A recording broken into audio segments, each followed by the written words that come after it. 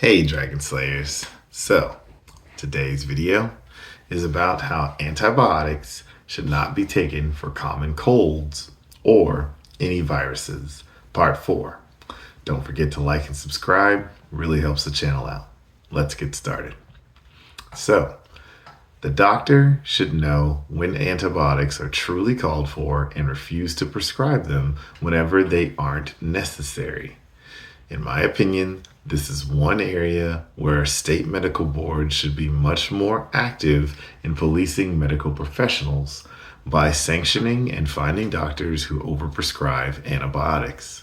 The best way to be sure your doctor doesn't give you an antibiotic for a viral infection is to not go to the doctor when you have a runny nose, scratchy throat, and a cough.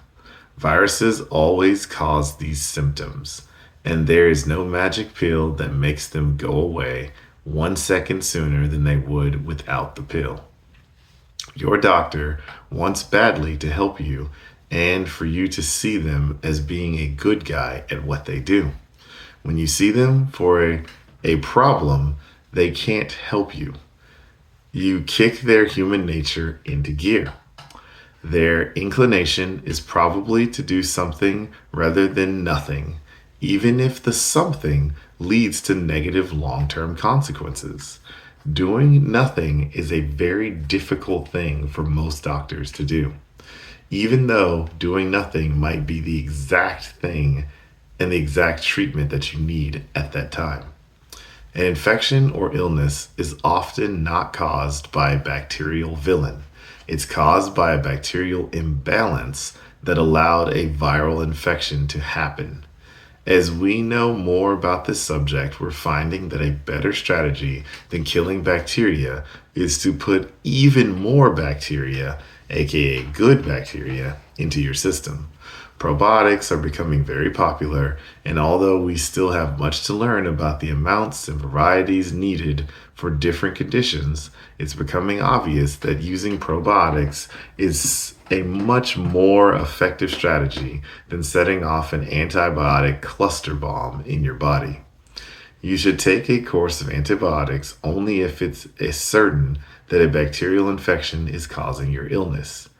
If the illness probably won't go away on its own, and if the illness is caused by the bacterial infection persists, a risk of significant danger to you. If you go to your doctor with a runny nose, cough, or low-grade fever, you do not need antibiotics. If your doctor prescribes antibiotics for you, he is hurting your health, not helping it. Only rarely in your life will you need well-chosen, carefully administered antibiotics. If your doctor seems to give you antibiotics almost every time you make an office visit, ask him why it's his go-to course of action and request a copy of the research that backs up his prescriptions. So I suggest that you guys do as Dr. Berry does. He hasn't taken antibiotics in years. Fortunately, he also rarely suffers from infections of any kind.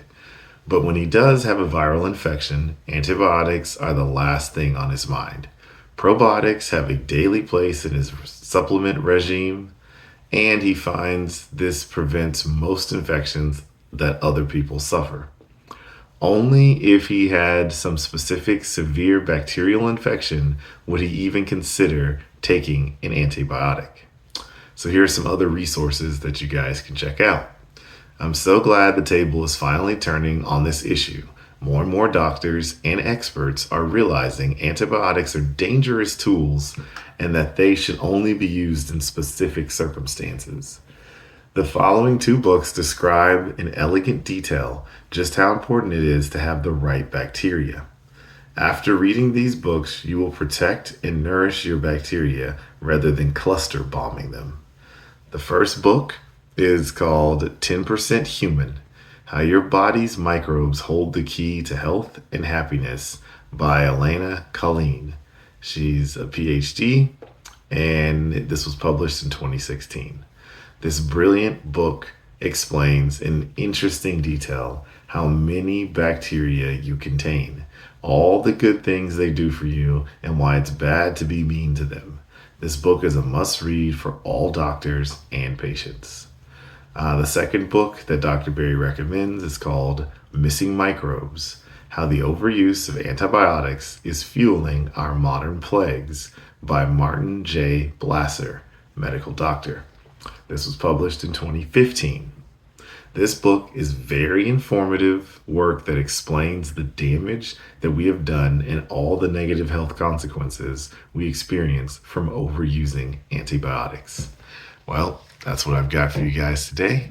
Don't forget to like and subscribe because it really helps the channel out. And remember, guys, that together you and I will slay the dreaded diabetes dragon.